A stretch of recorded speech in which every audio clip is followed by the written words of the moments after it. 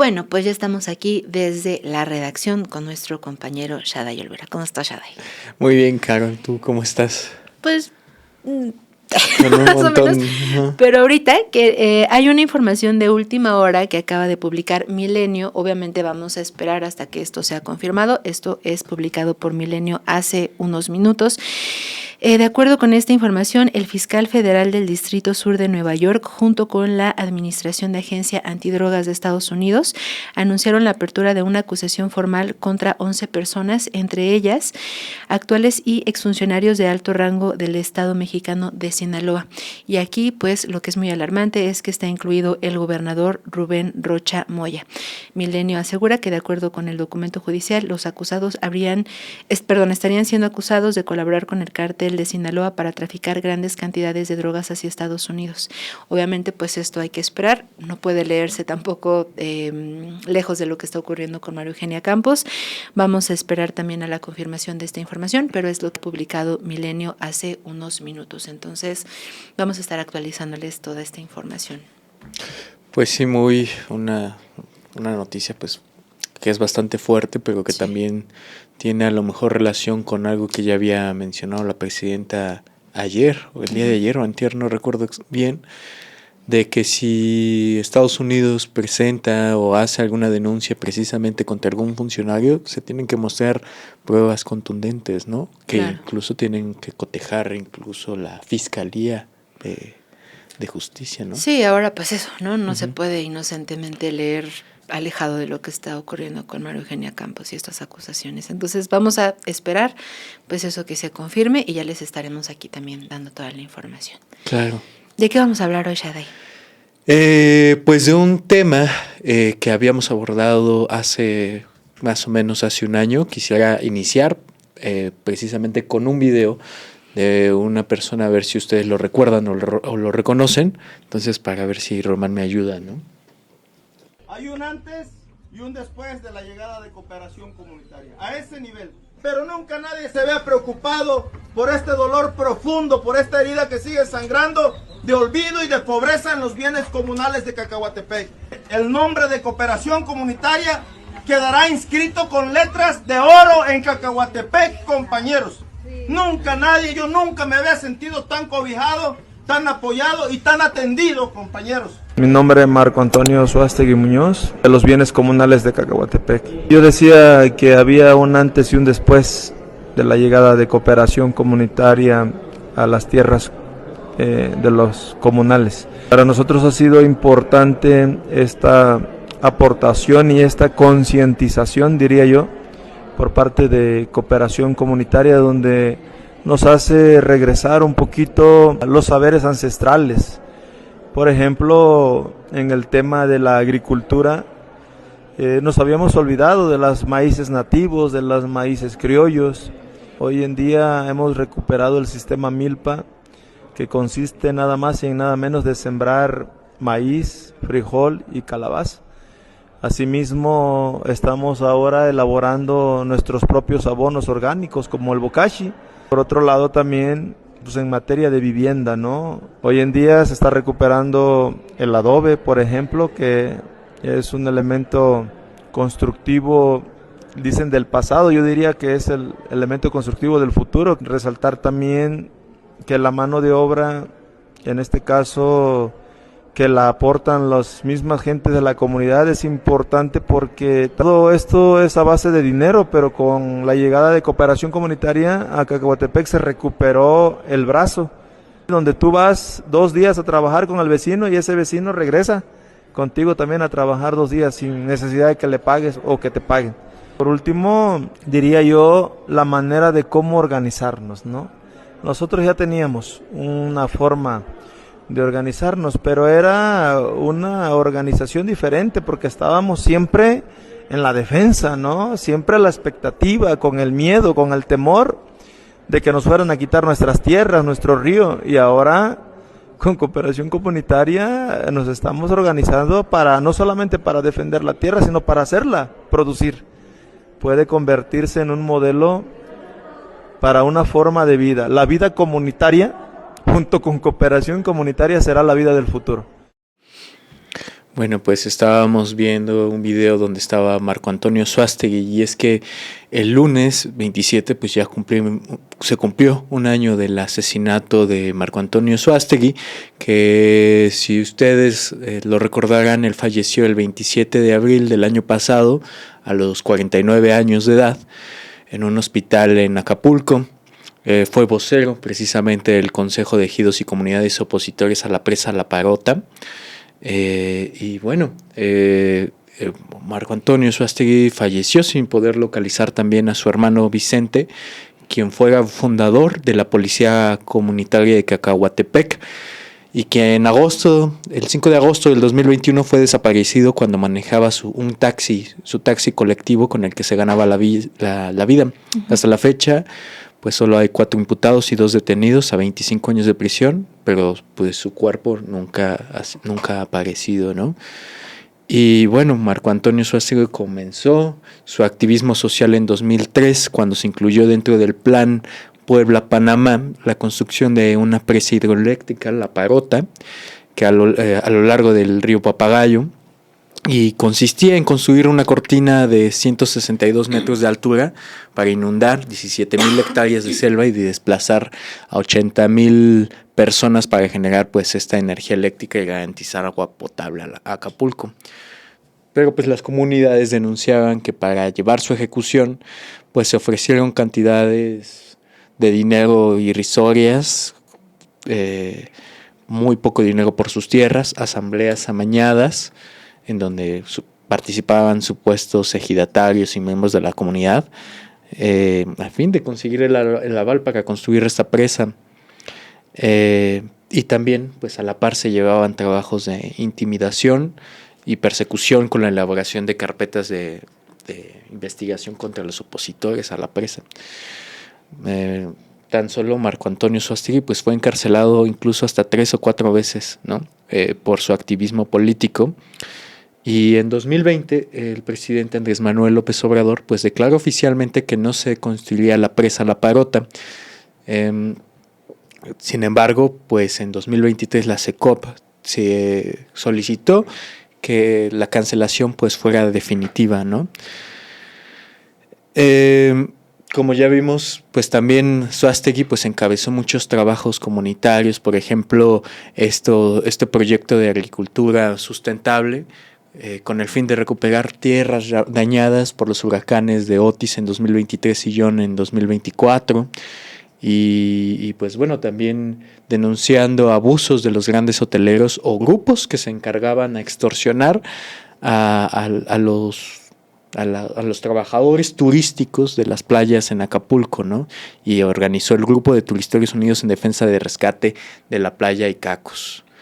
Y bueno, el pasado 24 de abril, pues integrantes de la SECOP junto a distintas organizaciones, pues marcharon para exigir justicia y castigo a los responsables del asesinato de Marco Antonio Suástegui y reprocharon a las autoridades de justicia de Guerrero que a un año del crimen aún sigue sin haber personas detenidas, y además se expusieron que la Fiscalía Estatal pues también ya se comprometió a dar avances en las indagatorias, ¿no? Sin embargo, pues, por ejemplo, el Centro de Derechos Humanos de la Montaña de Tlachinolan, que son los que acompañan precisamente esta lucha, y muchas otras como la de los 43 de Ayotzinapa, denunciaron que en Guerrero pues persisten patrones de criminalización contra los defensores de los derechos humanos, y también pues que son víctimas de violencia e impunidad, y a un año pues sigue sin haber detenidos, pese a que ellos han presentado pruebas del presunto autor material. Incluso han denunciado que ya ha sido detenido en una ocasión por narcomenudeo, pero que después fue liberado, y que también pues que este patrón pues proviene desde el PRI, ¿no? Desde gobiernos del PRI, en donde pues las autoridades judiciales pues mantienen una estructura criminal, ¿no? Dentro de la Procuraduría de Justicia, y que policías también, ¿no? Con actitudes o acciones de violencia contra los derechos humanos, ¿no? Y que continuó también, pues como en el caso después con el PRD, ¿no? Como el caso de Ayotzinapa. Hoy tenemos una nueva administración con Evelyn Salgado, sin embargo, pues esta estructura pues sigue cobrando cuotas, ¿no? Han sido asesinados activistas, por ejemplo, como Bruno Plácido Valerio en 2021, exfundador del grupo de autodefensas, el normalista de Ayotzinapa Yanqui Cotan Gómez Peralta, también la maestra universitaria Ivonne Hernández Nava, que también fue pues un asesinato, ¿no? Muy fuerte y muy atroz, ¿no? Por las imágenes y por lo explícito que vimos en ese momento, y el desplazamiento forzado del sacerdote y defensor de derechos humanos Filiberto Velázquez Florencio. Entonces, pues bueno, también tenemos ahí una lista de periodistas. Pero ¿por qué traigo justamente de nuevo a la mesa el tema de Marco Antonio Suástegui, ¿no? Porque por una razón, porque más allá de una simple biografía o de presentar solamente el caso de lo que ocurre en Guerrero, como lo mismo que puede ocurrir en Michoacán, confluye el caso de megaproyectos, intereses económicos, intereses políticos y un entrerramado de la delincuencia organizada, a veces en colusión con algunos organismos estatales, ¿no? Por ejemplo,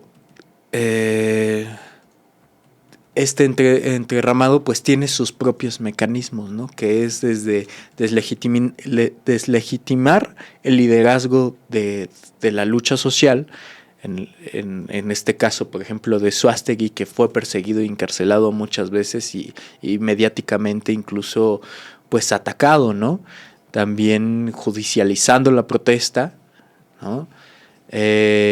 Y además ejecutando la violencia a través ya sea a través del crimen organizado o incluso con la violencia del Estado por parte de la policía, ¿no?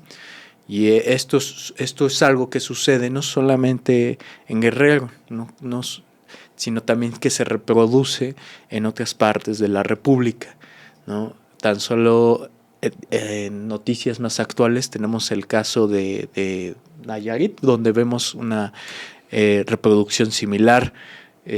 Por ejemplo, para informar, ¿no? Que el día de ayer fueron detenidos en Nayarit 3 activistas opositores a la construcción de un proyecto de viviendas de lujo de la empresa Cantiles de Mita, filial del grupo DINE, que ha arrasado con la playa de Las Cocinas en Punta Mita. Es una zona federal y un área donde también es lugar de desove de tortugas, ¿no?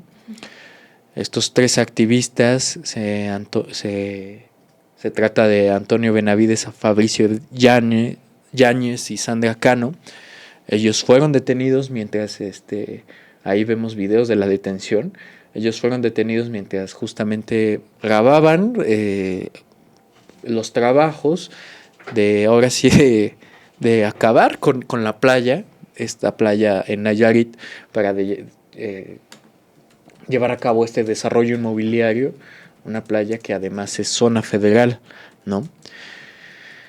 En esta franja de arena de vía de banderas.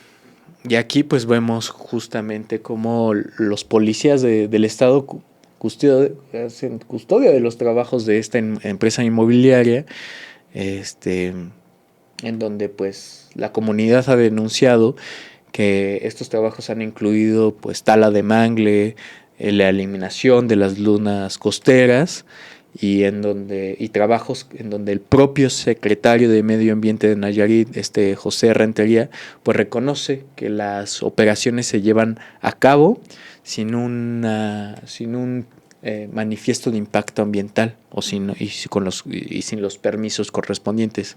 Sin embargo, pues vemos, por ejemplo, el permiso explícito del gobernador Miguel Ángel Navarro, y del mismo alcalde Héctor Santa, quienes pues ya se habían visto en días anteriores que acudieron a la inauguración de los trabajos de construcción con la instalación de la primer piedra, ¿no? De este desarrollo inmobiliario, ¿no?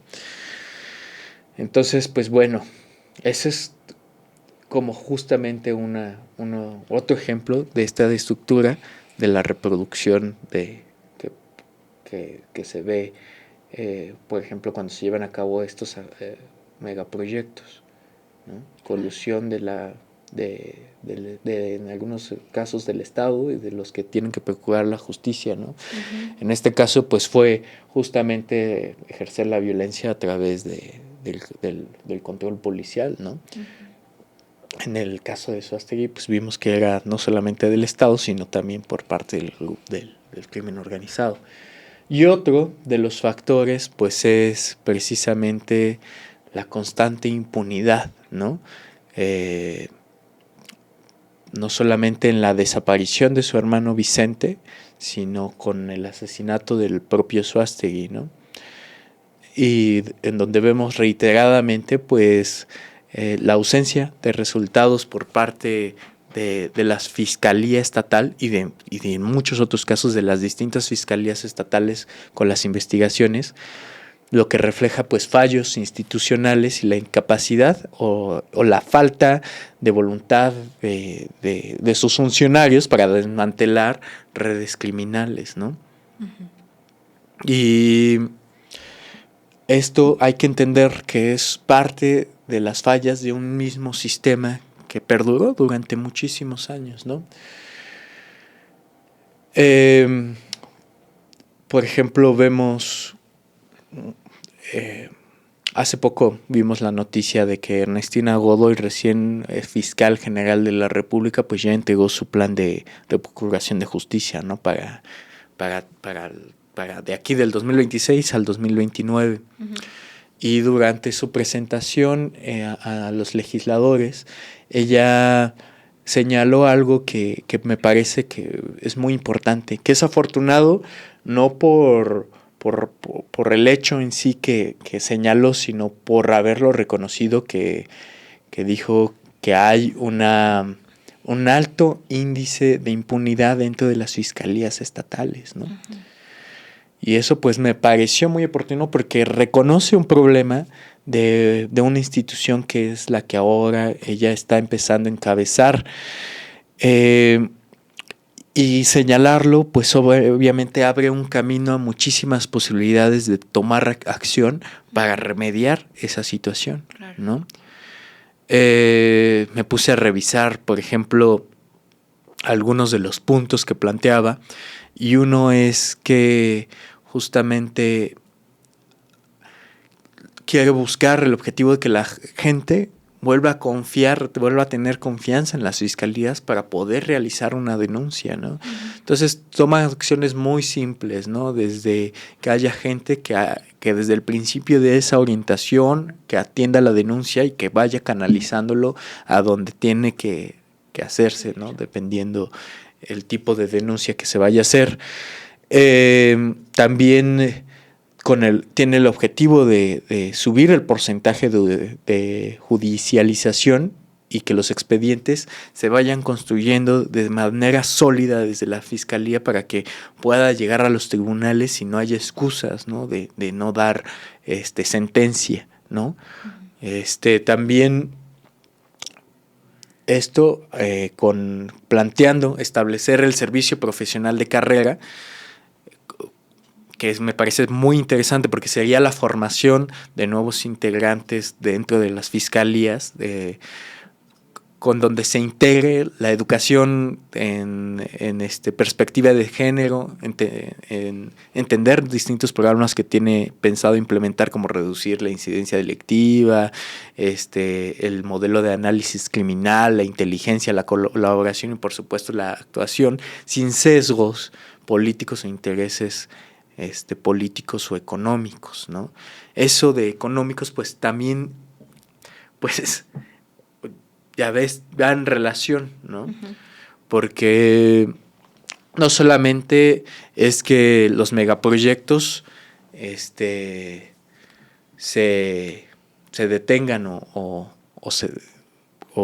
terminen por anunciarse por cancelados cuando todavía persisten justamente todas las consecuencias que trajo consigo, ¿no? Desde la persecución política, desde el hostigamiento, la violencia, la defensa. Sí. Y que también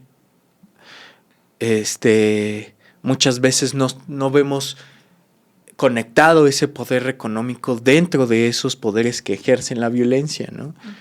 Veía, por ejemplo, hoy una noticia en donde justamente el panel del TEMEC reconoce que la empresa minera Camino Roja en Zacatecas pues actuó con aquiescencia, ¿no? sin realizar acciones o sin hacer ninguna denuncia, con grupos de la delincuencia organizada que actuaban contra los trabajadores de la propia minera, ¿no? Uh-huh. Una minera que además pues es encargada de exportar muchos de los minerales críticos como oro, ¿no? Hacia los Estados Unidos, de México a los Estados Unidos, ¿no? Entonces, pues ahí ves también una red muy intrincada del panorama geopolítico, ¿no? Uh-huh. y que se termina permeando hasta el ras del suelo, hasta las mismas comunidades, ¿no?